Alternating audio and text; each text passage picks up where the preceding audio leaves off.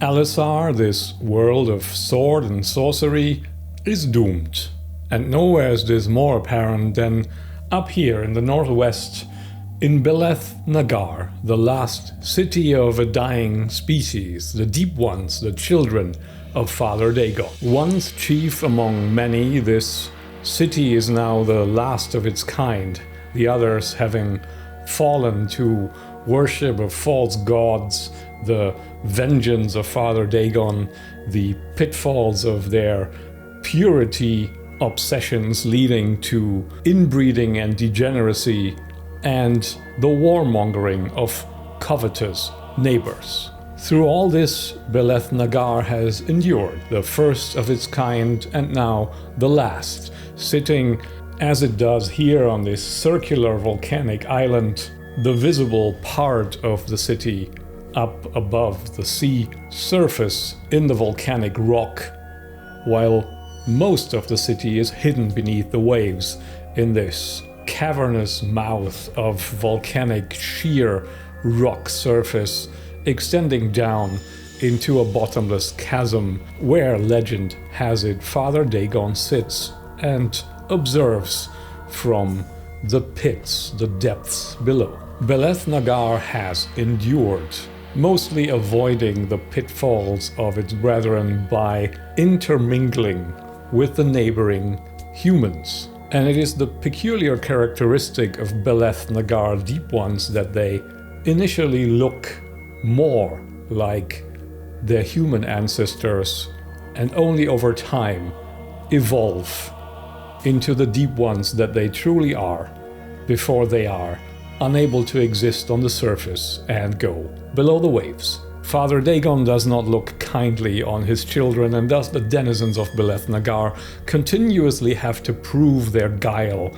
and their strength by offering up the heart of the ultimate prey, a leviathan. And presently, such a heart now approaches this last city in tow of a weather-beaten, singular small northern raider vessel making its way into the volcanic harbor circle through the one narrow opening and approaching the bone-encased divine heart, pulled in its wake, attached by chains.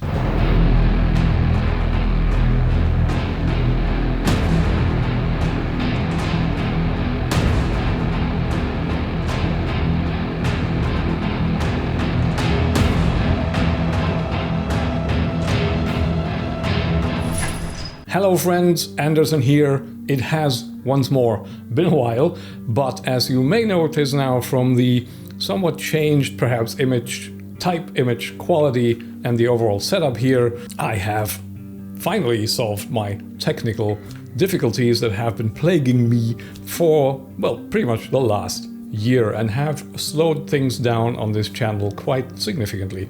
We are now continuing with Oksana, Thief, Gladiator, Queen, and we are continuing, well, we fast forwarded a little bit. We yada through a little bit of a storm gathering following the Leviathan's death, and I pretty much decided against playing this out because I feel like this wouldn't really add much to the story. We have defeated the Leviathan, we have the heart now in tow, and it is time to reap our reward, and that is pretty much what this episode is going to be about. We are wrapping up the previous adventure of the Leviathan hunt, and we are approaching and setting up our next adventure. But of course, we still have to rewind just a little bit to understand who is actually on board of this small vessel towing the Leviathan heart now pulling into Beleth-Nagar. Who is still alive? Because there is one big question mark, and that is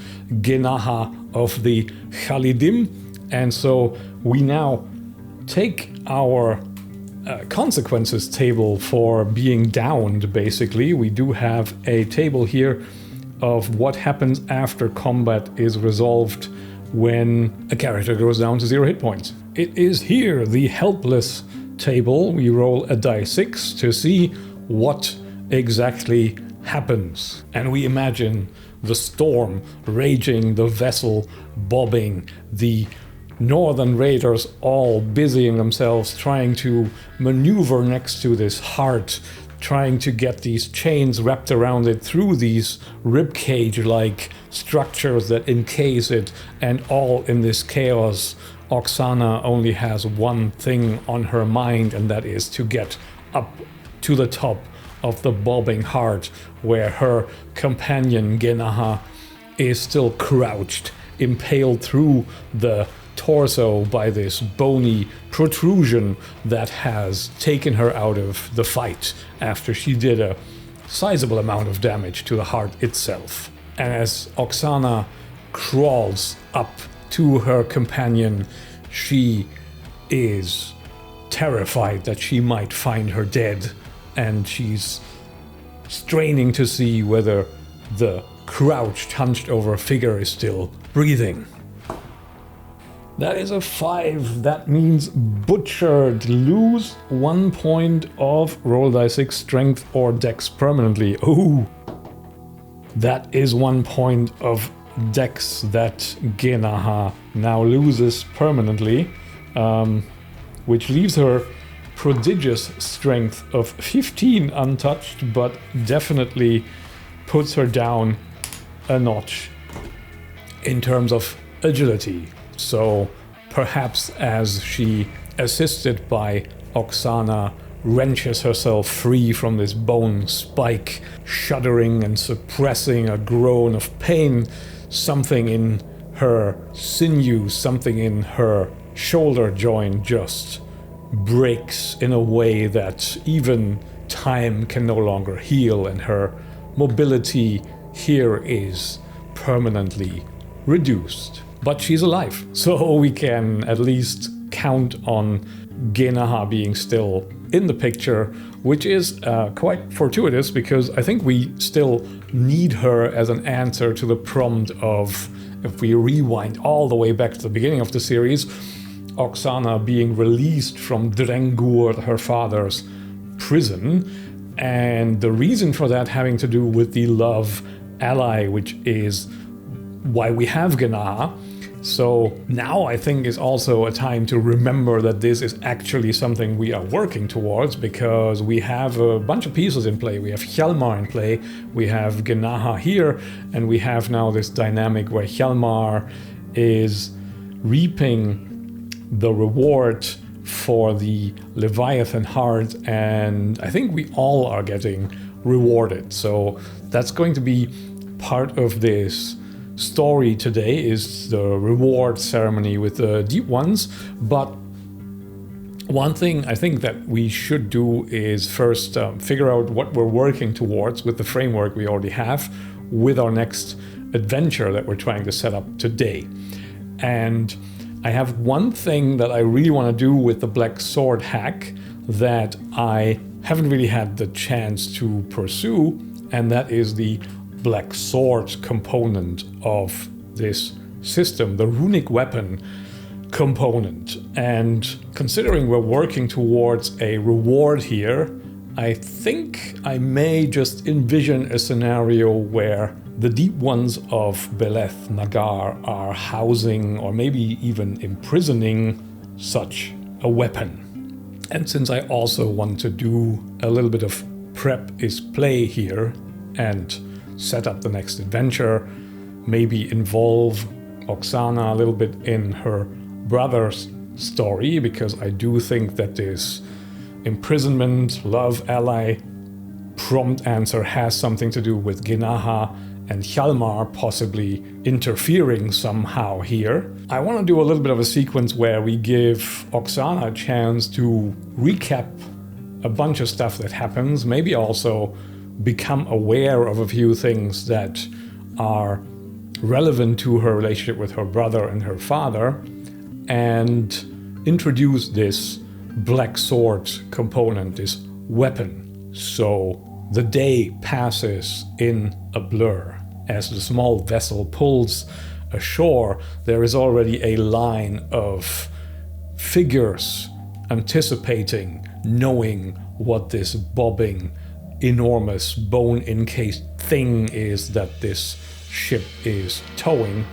And for the first time, Oksana sees the old folk, and they don't look entirely human. Some, the younger looking ones, are more or less just odd-looking people, where the eyes are perhaps a bit too far apart, a bit too close to the side of the head. The mouth, the lips are a bit different, a bit too large, too fleshy, the teeth a little bit too hidden, and the skin perhaps a little bit too flaky, the hair receding, and that's about the only indicator of their heritage. But the older ones that are there, that are still able to persist above the surface, they show a distinct otherness to them. For one, their sizes vastly differ. Some are grotesquely tall and thin and almost shark-like in appearance, with a sleek, bullet-shaped head and a mouth full of jagged, sharp teeth, while others are more rotund, even sprouting additional phantom limbs and not doing a very good job at hiding them behind the folds of their shabby tunics. But overall, there is a clear indication that they are not human. And there is, in all of their eyes, there is a greed bordering on lust as they see this leviathan heart.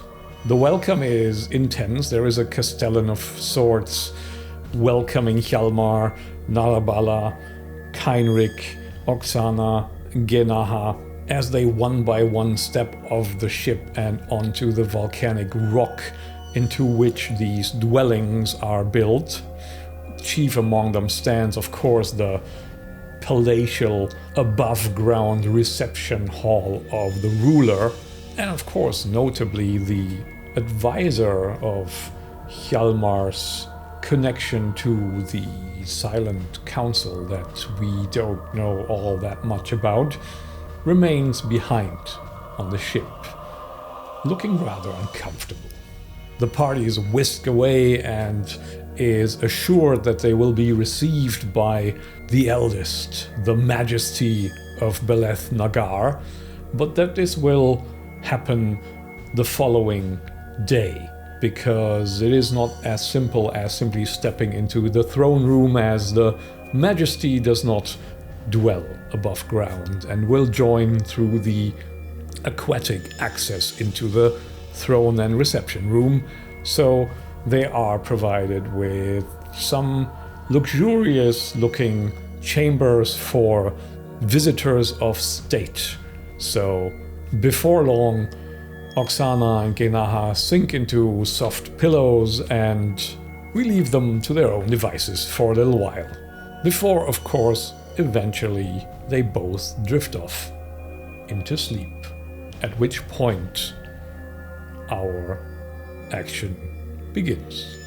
Because I think at this point we will be encountering this presence here, this runic weapon, this conscious sword. So let me quickly actually flip over to the pages here. It is not guaranteed to be a sword. It can be all kinds of weapons.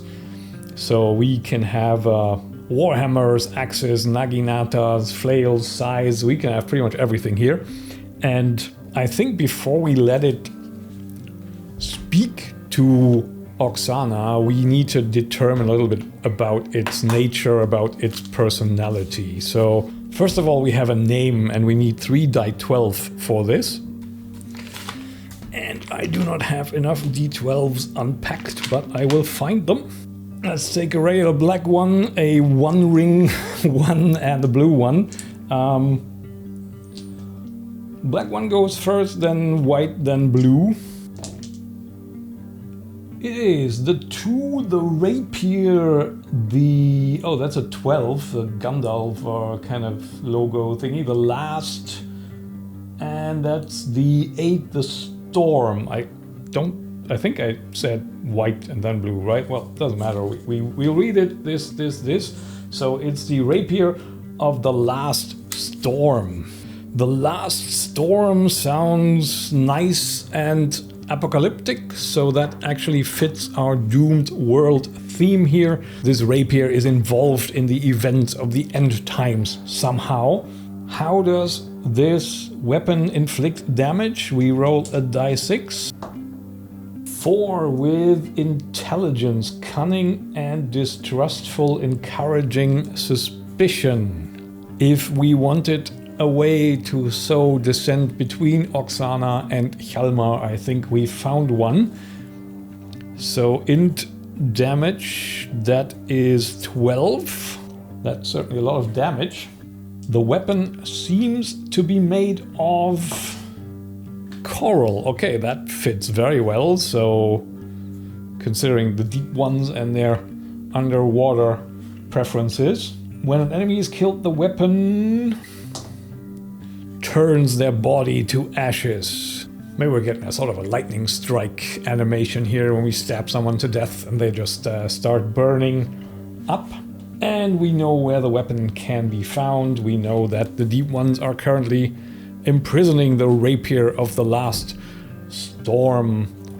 But will they deny the request of a savior who comes bringing the leviathan heart? That's doubtful. So as Oksana sinks into restless slumber there under the volcanic rock in her decadently furnished stately visitor chamber, her dream self finds herself stumbling through the subterranean volcanic corridors, the sounds all more subdued and the faint rhythmic pounding of the sea against the sheer steep volcanic walls reaching all the way down to the habitat of Father Dagon audible.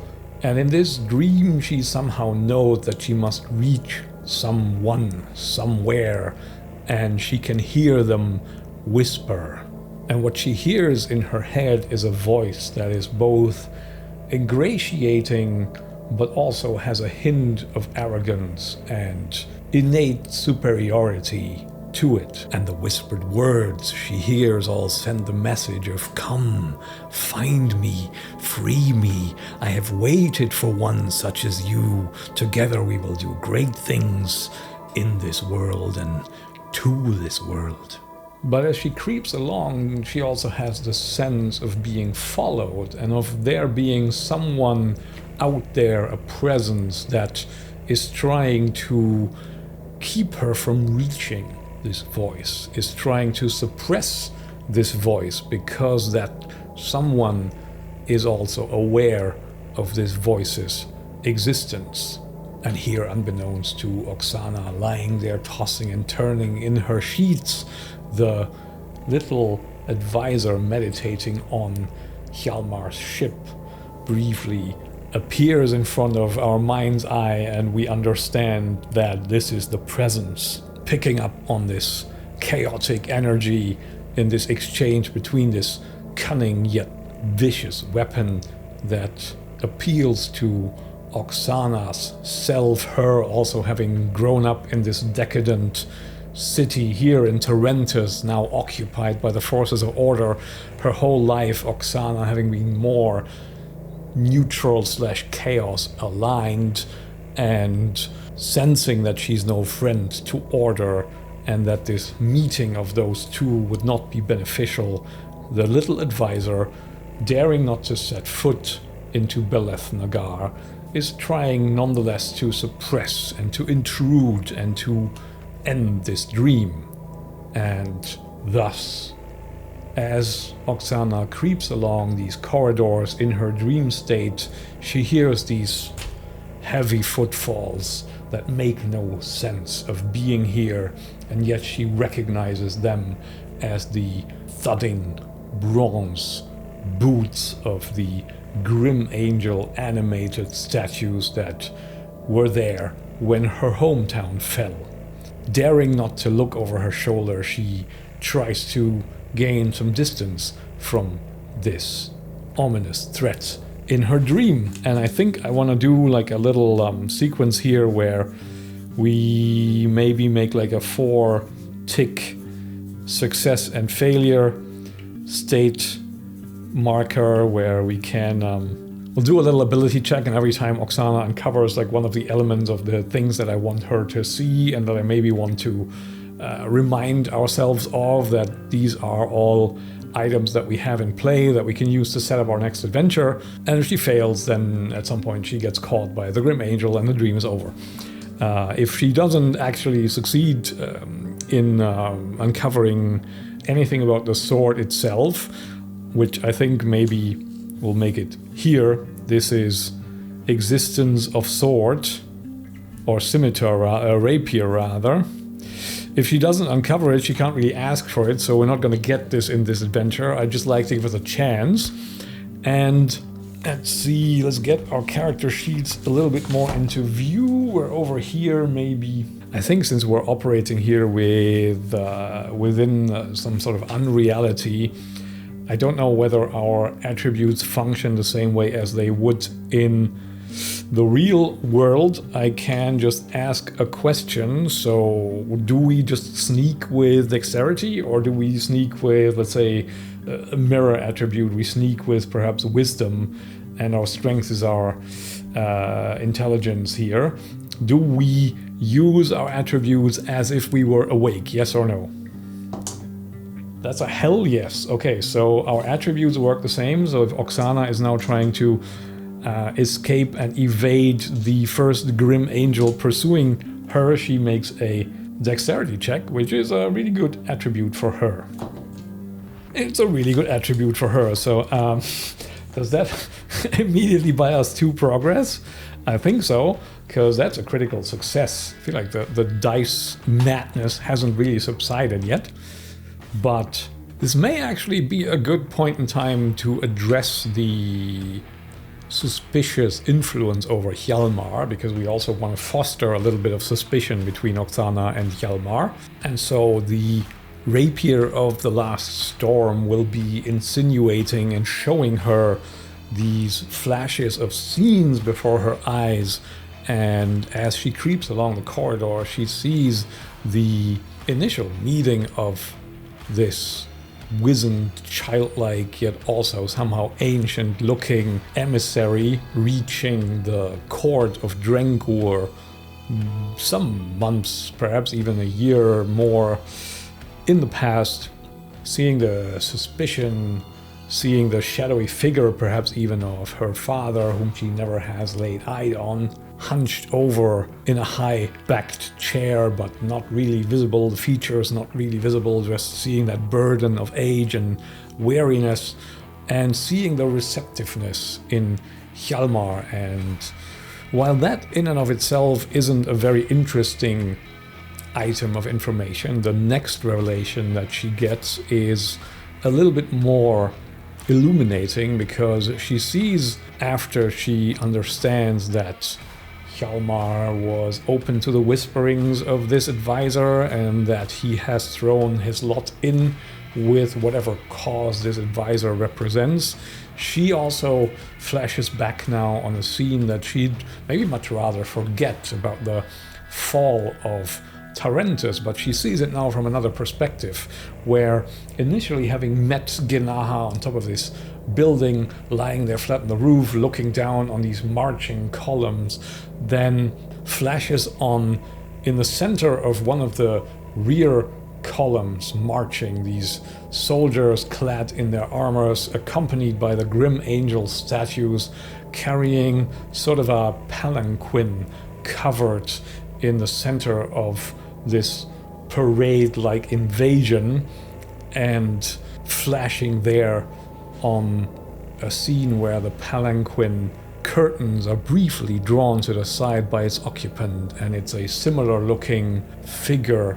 not the same wizened childlike advisor type, but clearly the same sort of creature, and clearly the same aligned creature. So Oksana understands that whoever this childlike advisor represents for Hjalmar was also the source of the invasion and the controlling entity behind the fall of Tarentus and these invading animated statue soldiers. And all the while, of course, the rapier of the last storm is making insinuations, talking about things that it has no business knowing because it's a mighty, chaos-aligned, powerful artifact that is involved in the doom of this world and is trying to recruit a champion here to stand up against this invasion of order right now. So it's making statements, priming Oksana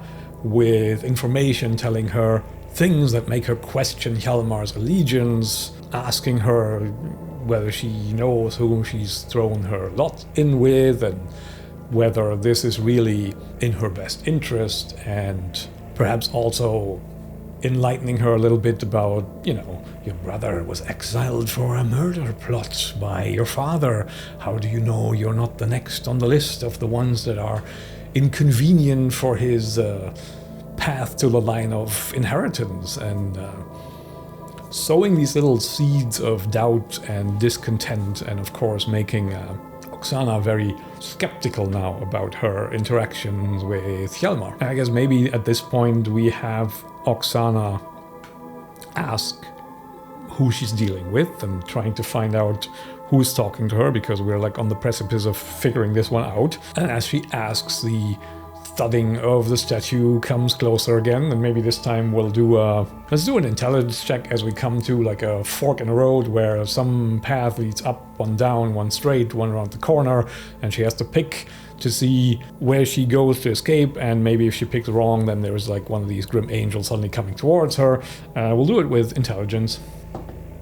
That's a 10. That's a success. So instead of getting a description or an answer, she simply gets a "come to me and I will show myself to you," and she descends further and further down, and after what feels like a lifetime of walking and sneaking through corridors, all of a sudden she sneaks through a sort of hidden alcove into a side tunnel that then eventually leads to a barred obsidian gate that has bars that she can look through, and there in the center of this chamber hangs this rapier, the corals glittering, and it is obvious to Oksana that this is who she has been talking to, and it introduces itself by its name, telling her, "I am the rapier of the last storm, follow me and the last storm will be you."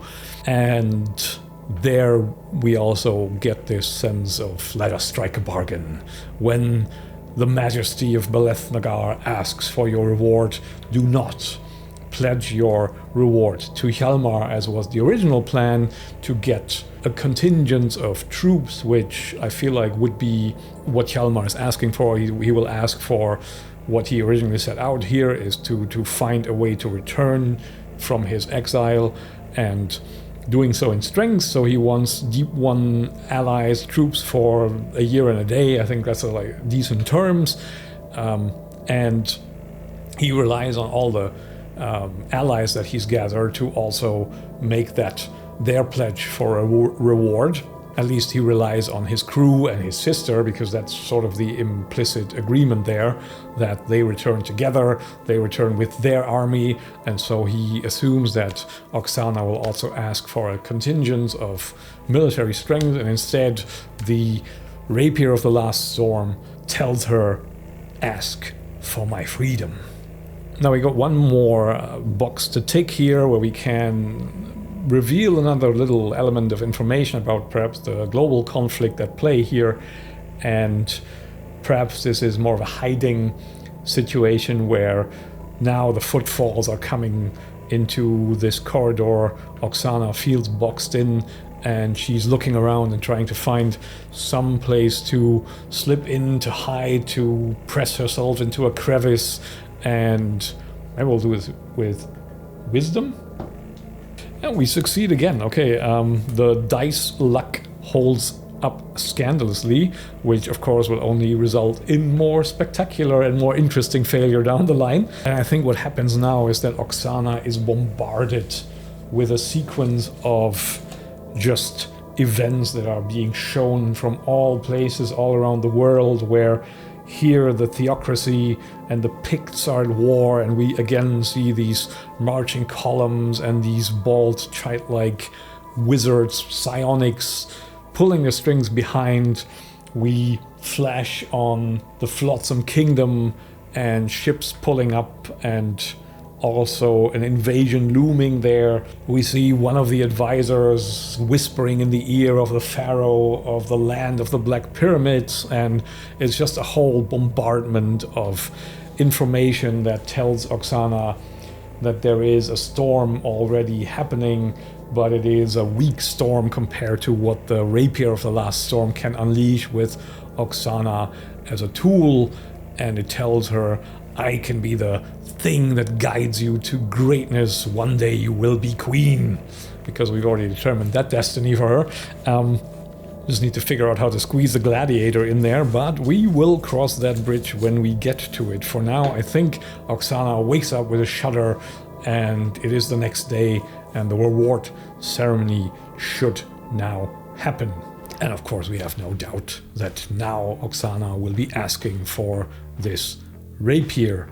And judging by what we know so far, I think we can be sure that Hjalmar will definitely ask for his army, and that his crew, Narabala, will ask for the same. We have an assumption that we know what Keinrik will ask for. Not really sure what Genaha is going to ask for, to be honest. We may have to ask the Oracle.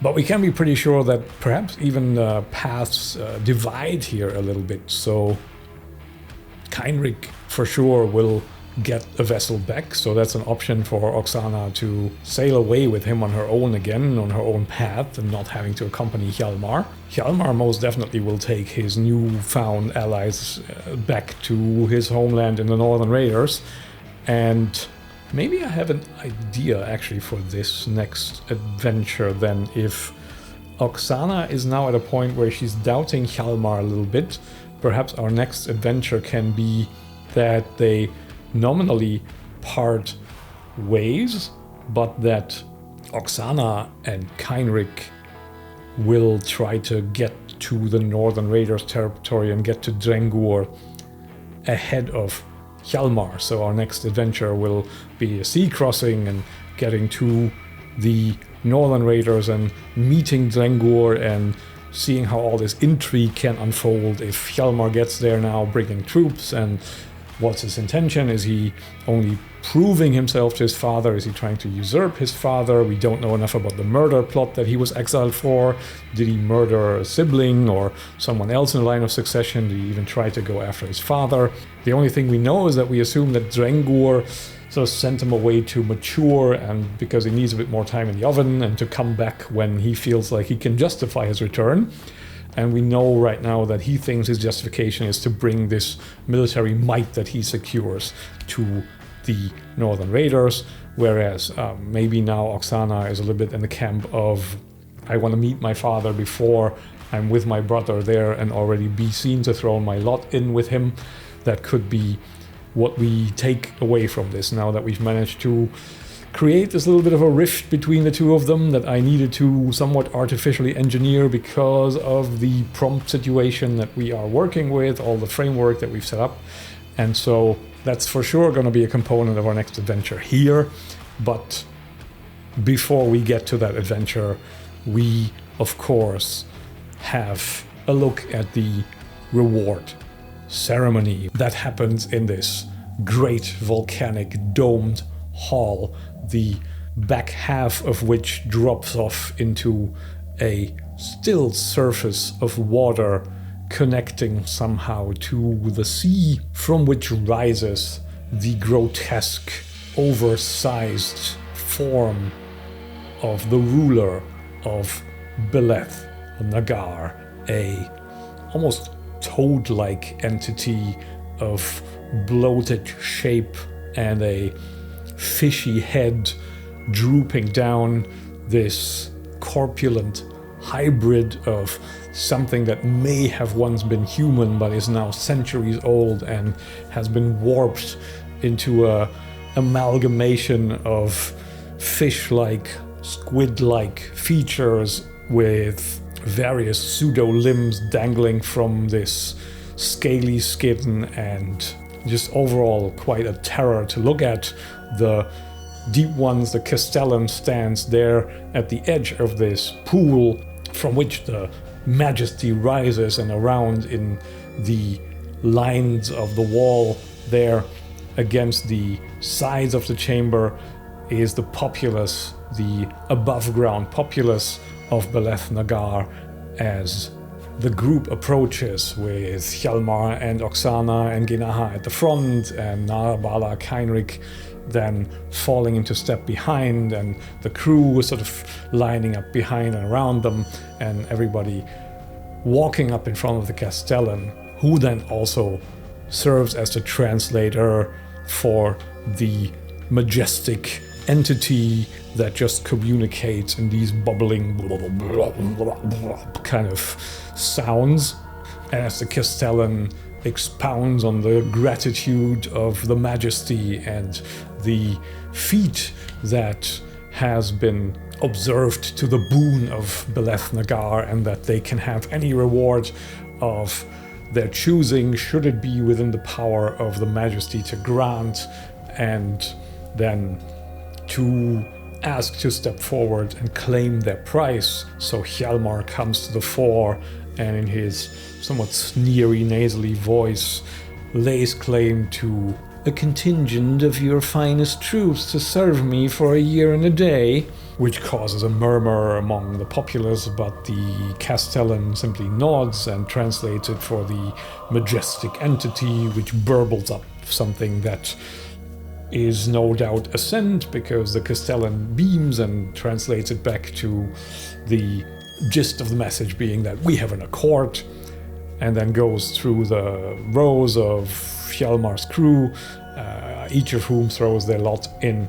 with their captain, including Narabala, who doesn't ask for a ship of her own, which is what Heinrich does when it's his turn. He simply asks for a vessel from me and my crew, and the crew itself also being asked there. The survivors of Heinrich's crew, they are more the traditional type. They ask for a bunch of gold, and then it's Genaha's turn, and we have no idea what Genaha is going to ask for, so we're going to ask the Oracle. We roll a d66, the red one goes first. 54 purification, interesting, and 32 vagrant. Purification vagrant.